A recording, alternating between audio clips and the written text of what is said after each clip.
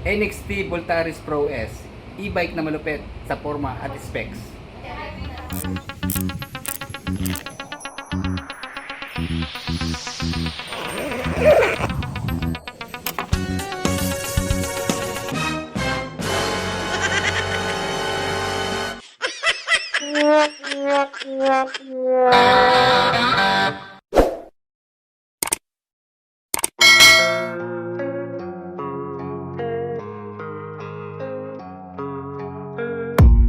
I don't really know what comes next. I'm just doing my best, even though I'm so stressed out. Everything just feels like a test that I fail, so depressed when I can't seem to get out. But something deep inside won't let me quit. I swear that I'm inspired by all this shit. Tell me that I can and I won't. That's what guides me the most. Your lies, I'll do what I want.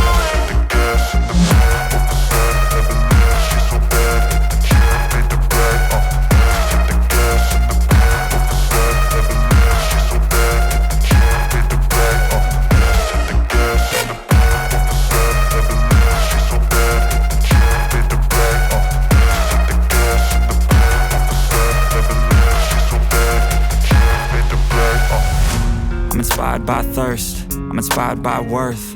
I desire your worst, so you can just hide while I work.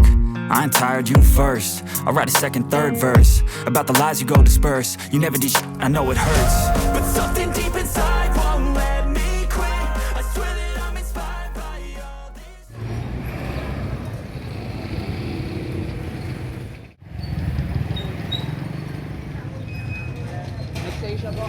Ito na ang sagot sa ating problema sa pagtaas ng gasolina.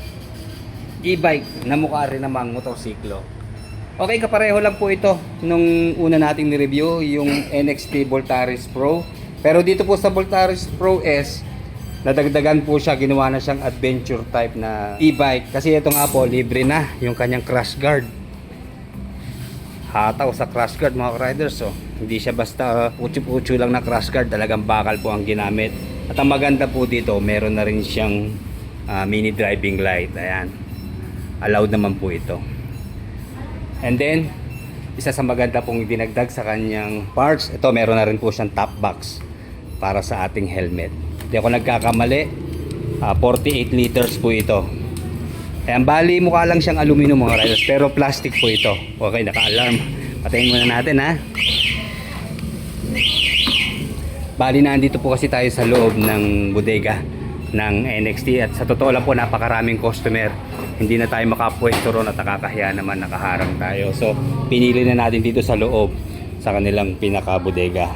Ayan, kasyang-kasya naman po dito ang isang full face helmet. Siguro isukat natin ha, yung ating helmet. Ayan, para dyan talaga yan eh. O, diba? So no problem na. Pero alam nyo, sa U-Box ito, kung nakita nyo kanina, malaki rin pong U-Box, kasya rin ng isang full face helmet. And then nagustuhan ko po yung kanyang gulong, malapad na tubeless po. And then ang brand po nito ay Seiyun NJK. Meron po itong sukat na 120 by 70 by 12. And then kanya pong wheels, ayan, kulay gold. Size 12 po ito mga riders ha. And then alloy wheels po ang ginamit. And then sa braking system naman po, single disc dito sa front. Sa rear din po naka-disc. And then naka triple piston caliper po sa front. At ang maganda ho rito, meron po siyang CBS or combi braking system. And then ginamitan po ng hydraulic shock absorber dito po sa front at rear. Same sizes po sila ng gulong sa front at rear. Ayan, 120 by 70 by 12 din po dito sa rear. And then syempre naka single disc po dito sa rear na meron pong dual piston caliper. Para na rin talaga siyang motorsiklo dahil dito sa kanyang pairings na isinyate sa CVT at air filter box, diba? And then sa rear shock naman po, malupit to, may baso mga riders. Ayan, may subtank po na kulay gold. Dual shock na rin po mga riders. So non-adjustable po siya. And then ganun din po yung windshield, pareho dun sa version 1. Malapad na kulay black, non-adjustable po. And then sa lighting system, ayan, full LED po siya mga riders. Ang ganda po ng forma ng kanyang DRL. Split type po mga riders. And then sa tail light, combined po ng bulb sa turning signals. And then LED na po sa kanyang stoplight tail lights. And then may extra na rin po siyang ilaw para sa ating plate number. By the way, kailangan na pong i-rehistro sa LTO yung gantong e-bike dahil pang long distance na po ito. Meron din po itong kabigatan dahil tumitimbang po ito na nasa 127.5 kilos. Para talagang motor na mga riders. And then sa seat height at ground clearance, wala po tayong nakuhang information. Pero mamaya susukatin natin ha. Maganda naman dito po, malapad po yung kanyang gulay board. Nakatulong pa yung crash guard, di ba? Pwede natin i-extend yung ating paa dyan in case na may karga tayong mga gamit. Kagaya po dun sa version 1 ng Voltaris, naka-naked handlebar. And then, full digital na po sa kanyang instrument panel. And then sa mga switches and button, ayan, nandito po. Sa left side yung kanyang high beam, low beam sign, kasama passing light. Turning signals, kasama na rin po ang hazard lamp. And then ito po yung horn. Then mamaya alamin natin kung para saan ba itong switch na to ha. At dito naman po sa kabila, ito yung sa kanyang sports mode and then off. And then meron pong off din yung kanyang DRL at headlight. And then sa speed naman po, ayan. Naka manual key pa rin po sa ignition niya, pero meron din siyang remote, nakakiles na rin po yan. Mas maganda lang talaga may susi. So mas maganda rito pagbuko rin natin tong remote at susi para in case na may misplace natin ang isa, hindi lahat damay, di ba? Kaya may shutter key lock po yung kanyang ignition. In case na umulan, pwede natin isara yan para wag mapasok po ng tubig at wag madistrong ka ng malilikot ang kamay. And then meron po siya rito pocket sa right side, medyo malalim naman po. At dito po sa kabila, dito kala ko gas tank, wala nga pala itong gas at e-bike.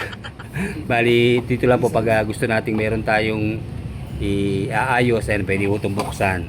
And then nandito po sa ilalim yung kanyang charging port na type A. Yan, nagsosodo lang po dyan. And then yung po kanyang upuan, ito kapareho nung sa Aerox natin na aftermarket, pero dito stock po ito. Ang ganda ng kanyang camelback type seat, di ba? Malambot yung kanyang backrest dito na meron pong double seats na kulay blue.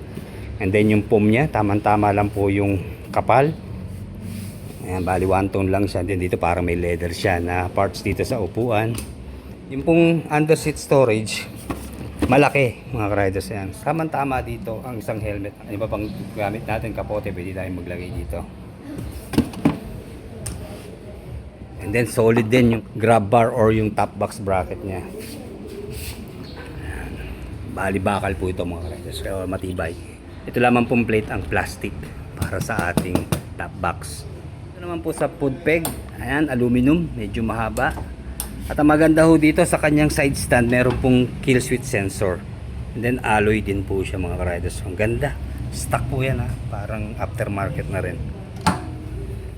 Nandito po uli si Sir Jerome. Sir, good afternoon ha. Okay, sige, unahin po natin dito sa kanyang full digital na panel. Yes. So sir, ito po ay activated na ano po. Opo. Ayan, isa-isahin natin. Bali, divided into 3 yung kanya pong panel. Dito po sa gitna, yung kanyang park mode. Dito rin makikita sir yung kanyang speedometer, ano po. Yes po. And then ito yung kanya pong battery life, odometer. And then dito po sa kabila yung speed type niya na sir. Kung Yes po. hanggang 4 ba siya yung kanyang speed. same Sige, lang din unahin po. lang natin dito ha. Sorry, nakapark. Okay. 1, 2, 3. Ang 4 niya, pag po sinagad, naka sports mode na po. Ito po, Sports mode na. pipindutin po. Para magpunta sa Para po 4. mag-4. Same lang po yun ang Voltaris Pro. Okay. Sige sir, alamin natin yung kanyang top speed. Try nga Yes, po sir. natin ha. Okay. Para po ma-remove natin yung parking na mode na nakalagay po, pwede po natin gawin ng maalin po sa dalawang brake lever. Ano po, for example, dito na lang po sa front na brake. Ito po. Ano ka na po yan, ready to drive na po. I-try po natin yung ano po, yung top speed naka sports mode tayo sa number 4. Automatic yun sir, kung itatop Opo. speed natin, i-sports So mode ito na. po no? yung ano niya sa Voltaris Pro S, yung bilis niya no. Magkano kalayo? Wow! 109 kilometers per hour mga riders. So yun sir, sagad na ba yan sir? Opo, Okay. sagad na po yan. Compare mo po dun sa Voltaris Pro is umabot lang ng halos 75 lang. Okay. Ang laki ng diferensya na po. Sir, ito natin ako lang, parang nag-empty yung battery niya. Ano bang Yan ano? po yung tinatawag na regenerative charge. While driving po, regenerative is nagcha-charge po siya while driving po. Meron po siyang rash guard Okay. sa Pro S po. LED na headlight. Okay sir, testingin nga natin. Ayan, balik kulay yellow. May blinker siya, sir? Wala po. Wala. Kasi bawal, sir, ano? Bawal ang blinker yan. Reminders mga riders, ha? White and yellow po yung kanyang ilaw dito sa mini driving light. And then yung kanya pong DRL, ayan, kita nyo dito sa gitna. And then, sir, paki-high beam nga po. Ayan, lakas ng ilaw niya, oh. Ay, naka-high beam na po yan. Low beam dyan, passing light nga. At hazard lamp, sir. Ay, kumpleto. Yo, lakas ng putina. Meron din po siyang cruise control. Para saan po yun, sir? Pwede po siyang i-drive kahit hindi niyo po siya ito-throttle. Matic lang po. Okay. Kunyari, nasa long driving kayo, Ba, highway. nangalay na kamay, Opo, ano? nangalay na po ang kamay. Yan, ito. So, ganito lang po yan. Throttle kayo. Tapos, pindutin nyo lang itong may R dito ng within a second. Letter Tas, R. Opo, may lalabas dun sa red, yung red. Long press siya, sir. Long press. Opo, mga ano lang sir, mga second lang. Seconds lang. Mga 5 seconds lang. Ganun. Tapos yung indicator niya, may Ah, papakita ito po. dito symbol, ano, ayun. Pag lumabas na yung symbol na yun, sir, automatic na siya automatic na po. throttle. Okay. Ito, check nyo sa ring gulong. Oo nga pala. Yan po. Kaya wala pagbabago, sir, ano. In case na naiinit na, napapagod na. Ayun ang purpose nito. Ang pagpatay naman po, maalin lang ulit po sa brake lever o dito sa pagpalit ng mode. Pwede rito sa brake lever, sir, Opo, pagpatay. pwede rito. Okay.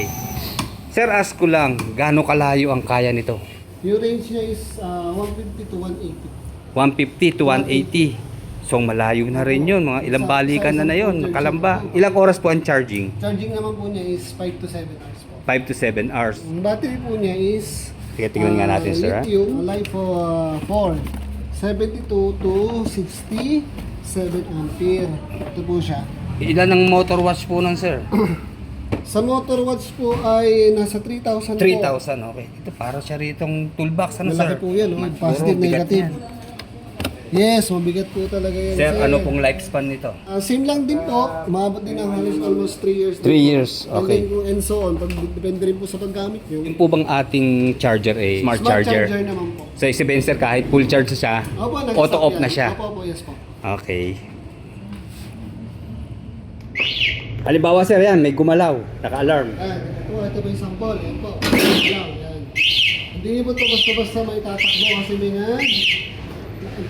May lock hub siya, Yun. sir. Lock hub po. Hindi basta-basta matatakbo yan. Maingay, ano? Hindi na ilalaro. Yan. Lalo na pag binaba mo to. Yan. Binaba, hindi mag-iingay yan. Saka mabigat siya, sir. Yes.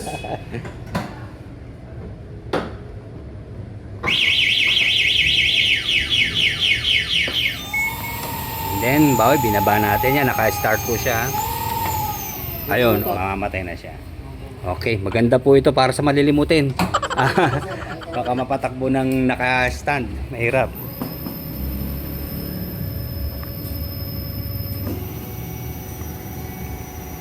Ano sa lakas sir? Oo. Kita niyo, 109 mga riders, ha? Ayan, sagad. Magteten pa yan pag maganda ang takbo. Okay. Depende sa bigat na, Opo. sir. Para naman po sa cash price itong si NXT Voltaris Pro S, dito po ito sa San Pablo, ha. Nasa 105 and 599 pesos. So almost ano na rin po, 105 and 600 pesos. And then available po siya sa installment sa pamamagitan po ng home credit. So available po siya sa 18 months, 9 months at 6 months. So kontakin niyo lang po si Ma'am Lani, branch manager po dito sa NXT San Pablo. Ayan po sa screen yung kanilang Facebook page. Message lang po kayo, mag-chat para sa mga karagdagang impormasyon po. Sige, hanggang dito na lamang po. Like, comment, and subscribe sa ating channel. Salamat po. Welcome to NXT San Pablo!